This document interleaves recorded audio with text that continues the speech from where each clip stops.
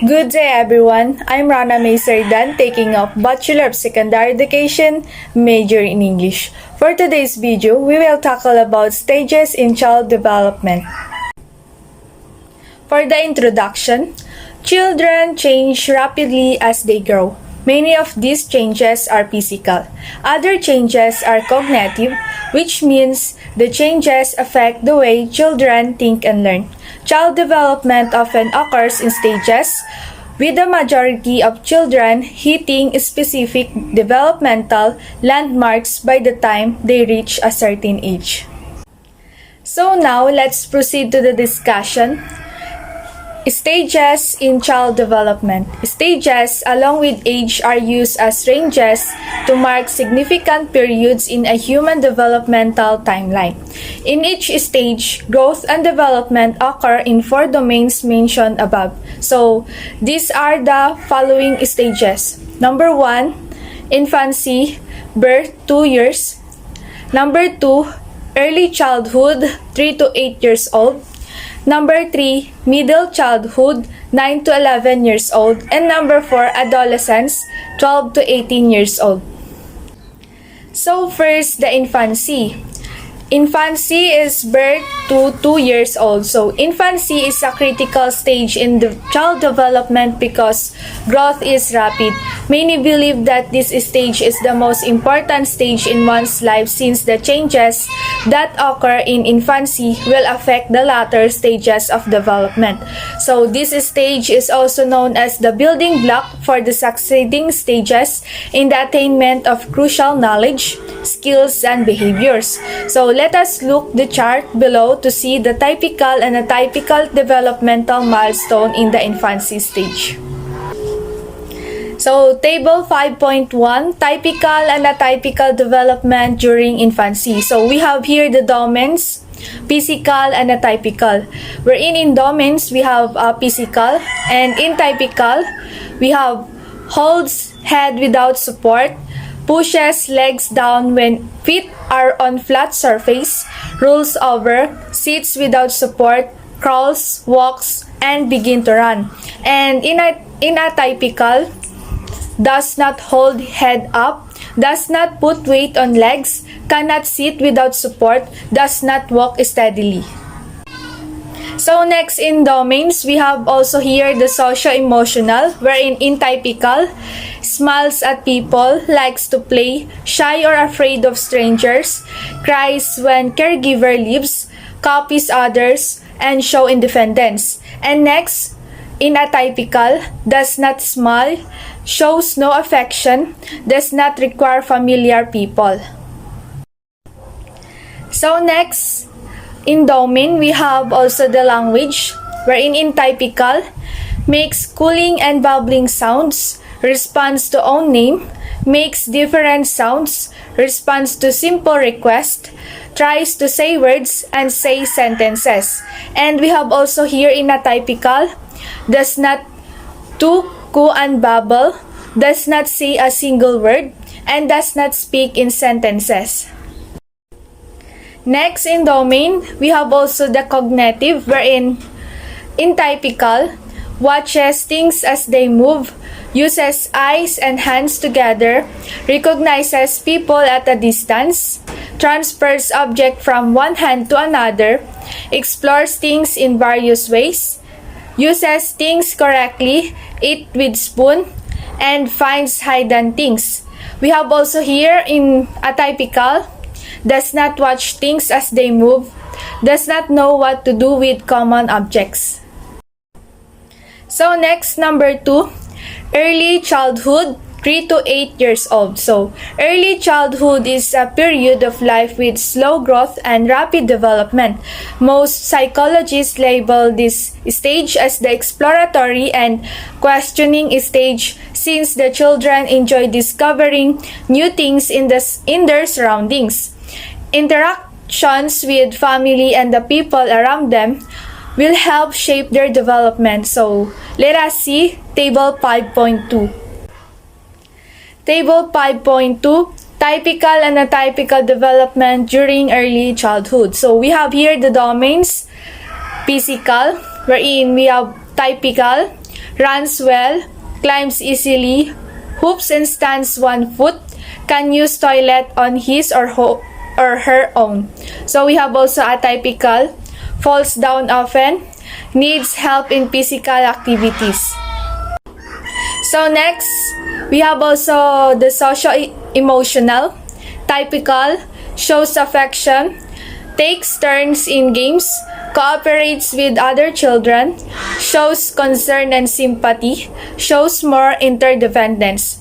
And in atypical, does not want to play with others and usually withdrawn.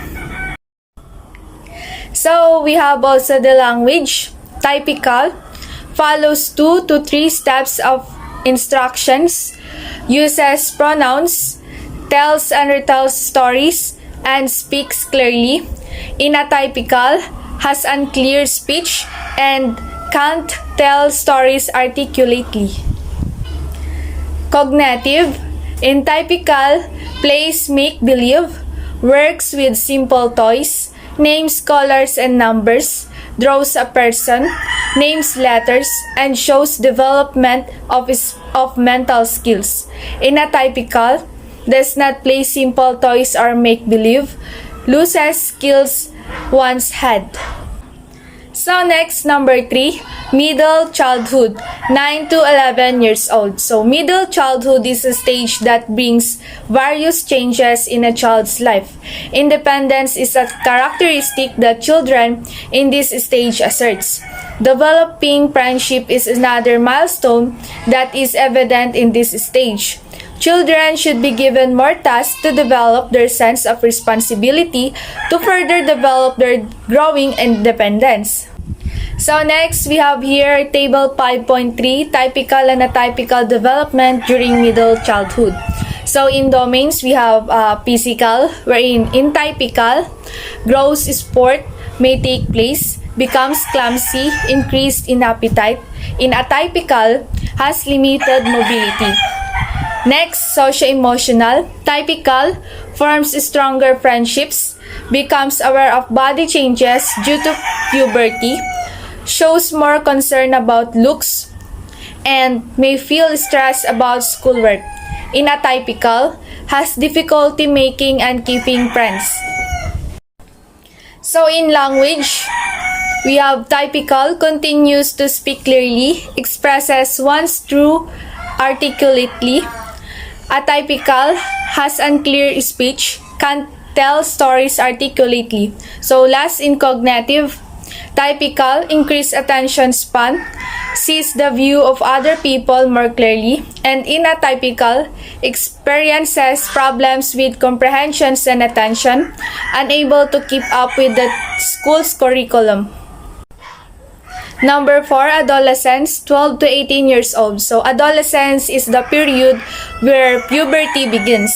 By the end of this stage, most will have completed puberty. The child is now called a teen during this stage. The teen is becoming more vocal about his or her opinions due to the development of a unique personality. Peer pressure, however, will be present, which is why guidance from parents and guardians is very much needed. So we have also the table in adolescence. We have here the domains, physical. In typical, reaches adult weight and height. In atypical, we have limited mobility. Next, social emotional. In typical, becomes interested in opposite sex, begins conflict with parents, and shows more independence from parents. And in atypical, has limited peer connections, may exhibit inappropriate behavior in public. So next, language. Typical, continues to speak clearly, expresses one's thought articulately. Atypical, has unclear speech, can tell stories articulately. And last, the cognitive. Typical, acquires and uses defined work habits and shows concern about the future. And in atypical, is below grade level. So behaviors that are atypical should be observed keenly and recorded carefully. All times, the recorded observations might just be isolated events with no significant impact on later development. However, they might also be early warning signs of needs. The observed patterns will be useful to confirm if there is such a need. So in conclusion, babies, toddlers, and school-age children develop new skills and abilities in a steady progression as they get older. Every child develops at an individual pace.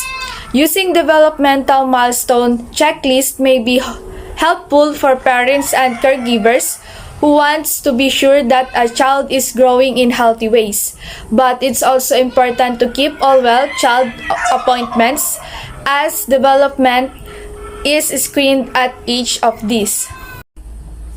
So, if you're concerned about the possibility of a missed milestone, your child's doctor can discuss it with you and can conduct a developmental screening as needed to provide a clearer picture.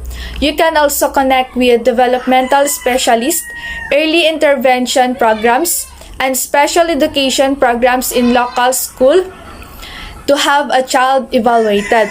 So, strong parent-child bonds, good nutrition, adequate sleep, and a safe, nurturing environment at home and school will help ensure that children have the best chance of developing as they should.